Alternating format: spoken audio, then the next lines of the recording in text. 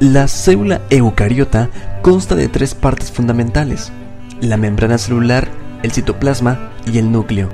Las células eucariotas se dividen en dos grupos, las vegetales y las animales. Las vegetales se distinguen de las animales por su mayor tamaño debido a la presencia de cloroplastos y pared celular. Las plantas, los animales, los hongos y las algas están formados por células eucariotas. Para llevar a cabo las reacciones químicas necesarias en el mantenimiento de la vida, la célula necesita mantener un medio interno apropiado. Esto es posible porque las células se encuentran separadas del mundo exterior por una membrana limitante, la membrana plasmática. La membrana plasmática se encarga de aislar selectivamente el contenido de la célula del ambiente externo, regula el intercambio de sustancias entre el interior y exterior celular y permite una comunicación intercelular. La pared celular se encuentra localizada por fuera de la membrana celular, dando protección y soporte mecánico a las células que la poseen. Las plantas tienen una variedad de productos incorporados en su pared celular, entre ellos la celulosa, la lignina y otros productos químicos. El núcleo, rodeado por una envoltura nuclear, se encuentra solamente en las células eucariotas y en su interior encontramos toda la información genética de la célula en forma de ADN que presenta diversas organizaciones a lo largo de la vida celular. El núcleo presenta cromosomas si está en fase de división, mitosis. Los cromosomas son estructuras formadas por ADN y proteínas. Cuando la célula no está en división, se encuentra en interfase y no se observa ninguna estructura al microscopio óptico. Sin embargo, el núcleo interfásico está trabajando intensamente. Entre las funciones que realiza se encuentran el control por parte del ADN de las actividades celulares, la duplicación del ADN previo a la división celular. En el nucleolo es el área del núcleo donde se inicia el ensamblaje de los ribosomas a partir de las proteínas específicas y ARN. La cromatina está formada por ADN, con la información genética y las proteínas que lo empaquetan que se encuentran dentro del núcleo. La cromatina es una estructura dinámica que adapta su estado de compactación y empaquetamiento para optimizar los procesos de replicación, transcripción y reparación del ADN. La envoltura nuclear es la estructura que delimita el núcleo, separando del citoplasma el material genético que contiene. Está formada por dos membranas continuas. La membrana interna está en contacto con proteínas clave para la estabilización del núcleo que constituye la lámina nuclear, y la membrana externa es muy parecida a la del retículo endoplasmático. De hecho, ambas estructuras están unidas formando un continuo. El nucleolo es una región del núcleo que se considera una estructura supramacromolecular, puesto que no posee membrana. La función principal del nucleolo es la producción y ensamblaje de los componentes ribosómicos. Los polos nucleares permiten la comunicación entre el citoplasma y el núcleo, ya que permite el paso de sustancias a través de la envoltura nuclear. Así, posibilita la necesaria entrada de proteínas y bases nitrogenadas al interior del núcleo. El citoplasma se compone de organulos con distintas funciones. Entre los organulos más importantes que se encuentran son los ribosomas, las vacuolas y mitocondrias. Cada organulo tiene una función específica en la célula y en el citoplasma. El citoplasma posee una parte del genoma del organismo. A pesar de que la mayor parte se encuentra en el núcleo, algunos organulos, entre ellos las mitocondrias o los cloroplastos, poseen una cierta cantidad de ADN. Los ribosomas son complejos supramoleculares encargados de ensamblar proteínas a partir de la información genética que les llega del ADN transcrita en forma de ARN mensajero. Están en todas las células excepto en los espermatozoides. Los ribosomas se elaboran en el núcleo, pero se desempeñan su función de síntesis de proteínas en el citoplasma.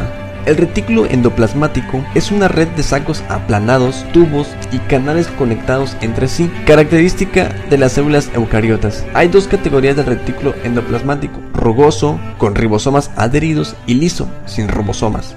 Las lisosomas son vesículas relativamente grandes, formadas por el retículo endoplasmático rugoso y luego empaquetadas por el complejo de Golgi, que contiene enzimas hidrolíticas y proteolíticas que sirven para digerir los materiales de origen externo o interno que llegan a ellos. Los lisosomas utilizan sus enzimas para reciclar los diferentes organelos de la célula, englobándolos, dirigiéndoles y liberando sus componentes en el citosol. Solo están presentes en las células animales.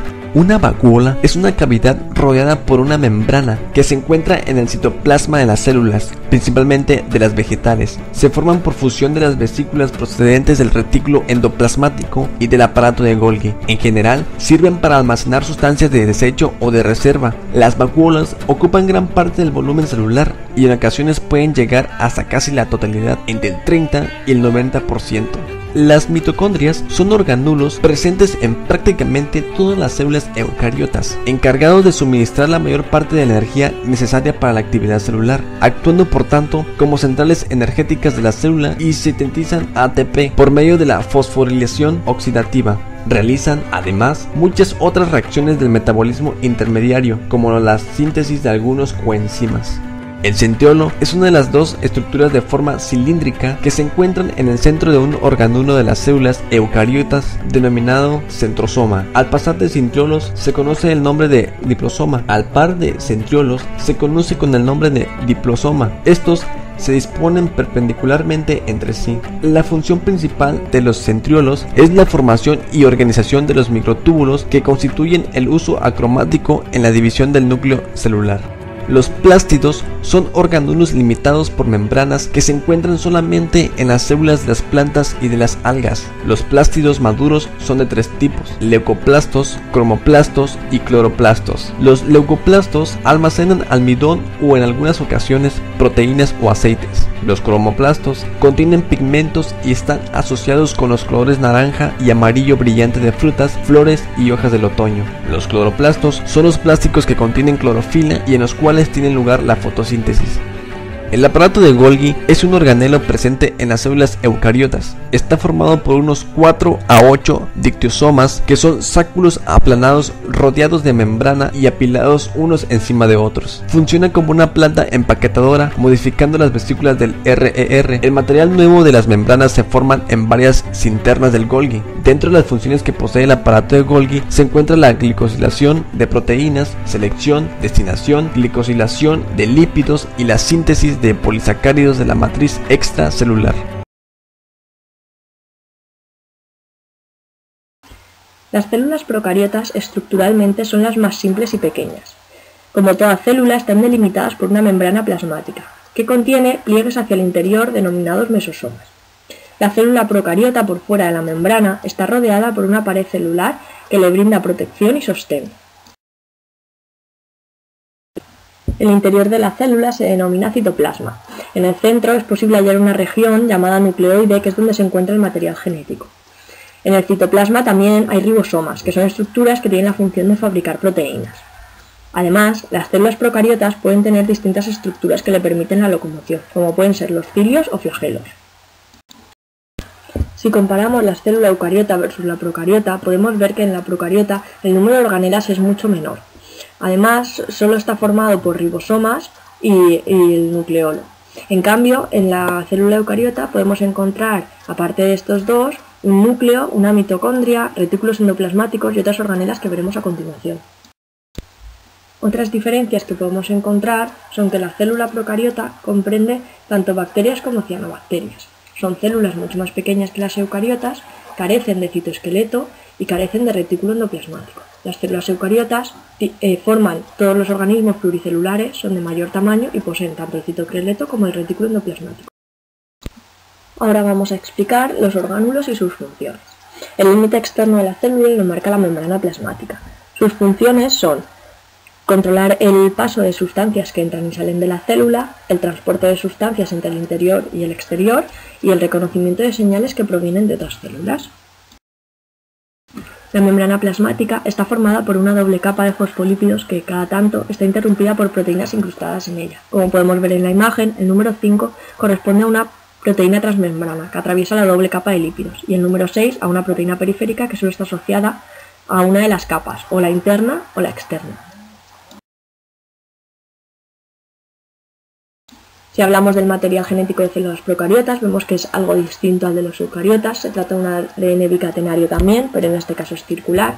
Además, este se encuentra disperso por el citoplasma en forma de nucleoide, no está incluido en un núcleo y además, para su compactación, tampoco forman cromosomas. Lo podemos ver en la imagen. Por último, unas conclusiones para recapitular todo lo que hemos visto. y es que todos los seres vivos cumplen la teoría celular. Las células las podemos clasificar en eucariotas y procariotas y poseen semejanzas, tanto como la membrana plasmática y los ribosomas, pero también poseen diferencias, como los eucariotas poseen gran cantidad de órganos citoplasmáticos y los procariotas parecen.